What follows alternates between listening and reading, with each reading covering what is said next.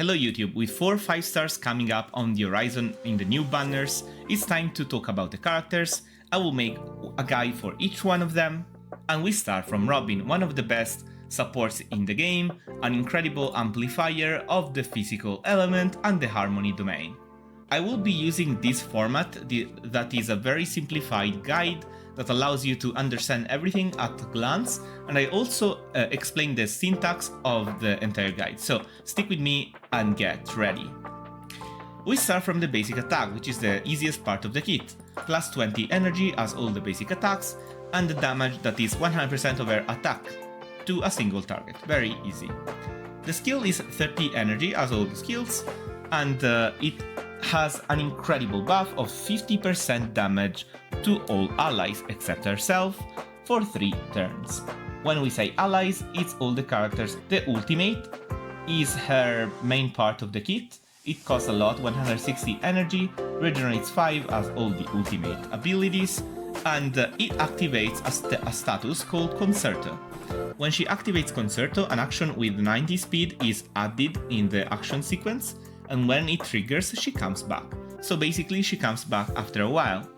She also casts a very strong buff, plus 100% action advance for all the allies, so it means they all act immediately before the enemies, and also an attack buff which is 22.8% of her attack, so you want to scale her attack, and 200 flat. When an ally attack and Concerto is up, she also deals 120% of her attack as a follow-up attack damage, and the crit rate and crit damage are fixed.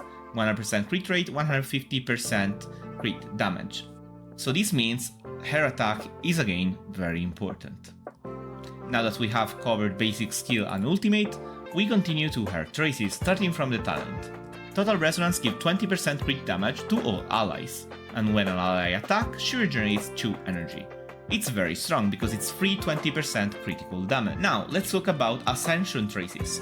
At Ascension 2, she gets, when the battle begins, plus 25% action advance to all allies.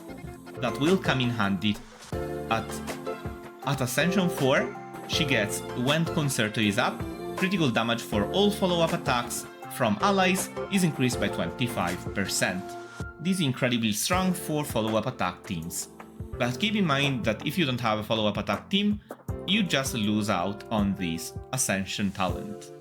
At Ascension 6, you get, when she casts her skill, she regenerates 5 energy, which is very important to cast a very costly ultimate, so the skill gets to plus 35. Now, let's talk about the Eidolons. You of course don't need to pull for the Eidolons, but the first one is very strong. Eidolon 1 gives, when Concerto is up, resistant penetration for all elements is increased by 24% for all allies. It's incredible. E2 gives, when Concerto is up, speed increases by 16% for all allies, and when an ally attacks, she regenerates 1 energy, which comes in handy, but is less strong than E1. Eidolon 4 is, when she casts her ultimate, she cleanses all allies, and when she is in the Concerto stage, effect resistance is increased by 50. It's kind of a healer Eidolon, and it's very strong, but it's very high. You need to get 5 copies, so it's very hard to get.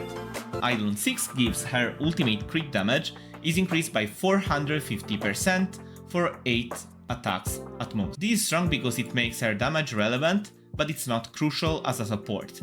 So what you really care about is Eidolon 1 most of the times.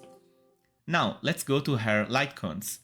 Her light cone is called Flowing Light Glow, will come up with her banner, and when an ally attacks, she gets Cantillation, which means 3% energy regeneration rate for each stack. The more the allies attack, the more she has energy regeneration rate. When she casts her ultimate, you lose Cantillation, all the stacks, and you get Cadenza, which means 48% attack for self and 25% damage for all allies. They are both very useful for a kit. This is very costly, and if you have For Tomorrow's Journey Refinement 5 from the event, you probably don't need it because it gives self-attack plus 32%, and self-ultimate means that all allies get 30% damage, even if the base stats are less strong and the effects is also a little bit less strong, it's for free, so it's much better. If you don't have it though, you need a Flowing Night Glow because the others are not incredible. But then again, if you're free to play, it won't change your life. Now let's talk about gear. You definitely want Musketeer Prisoner. It's a very easy set to make. 25% attack on self on both if you have 2 pieces equipped.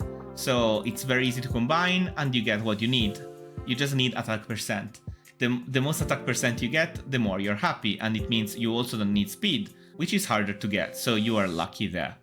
For the Sphere and Rope, you can equip Fleet of the Ageless, that gives you HP plus 12% on self, and if your speed is more than 120, which is easy to achieve, you get attack plus 8% on all allies. You can also use Bowak if you prefer. The Sphere needs energy regeneration rate because she uses a lot of energy, so definitely go for that. And the Rope can be attack percent or physical damage percent if you want to concentrate on her own damage. Attack percent is more buff oriented, they're both fine. Now let's talk about the teams.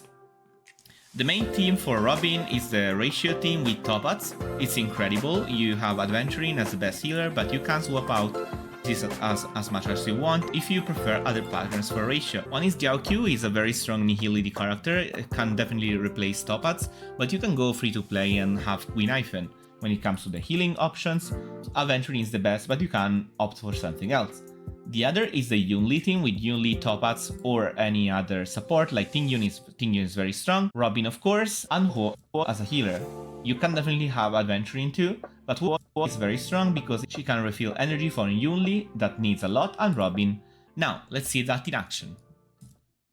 For this trial, we're using a Robin level 80 with these stats: basic attack level 2, skill level 9, ultimate level 10, talent level 9, and her own Litecoin. The first thing you want to do is activate her skill. Then we are going to buff our main DPS, activate the ultimate, counter these for good damage. Now we are going to blast for energy and some damage, and also health, heal our main DPS and Tingyun. Now we are going to normal here. Normal here too. Now we are going to activate this. Counter this too. As you can see, my damage is very consistent.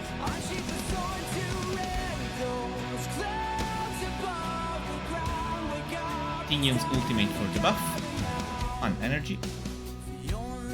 And finally Robin's ultimate for all the buffs. Now let's see all the buffs on our main DPS. We have crit damage 25% from Robin, Concerto 1458 attack also from Robin, Cadenza 24% from Robin, Tingyun's ultimate 42, an attack boost of 32, Aria from Robin 46, Fire Dance increase follow-up at 72, Benediction gives some attack, and Tonal Resonance is also from Robin 18% crit damage. Our total crit damage is 197.7, that's not bad at all. Our attack is incredible, as you can see. This can continue for the entire battle, and you have very big damage assured. In conclusion, Robin is an incredible universal support.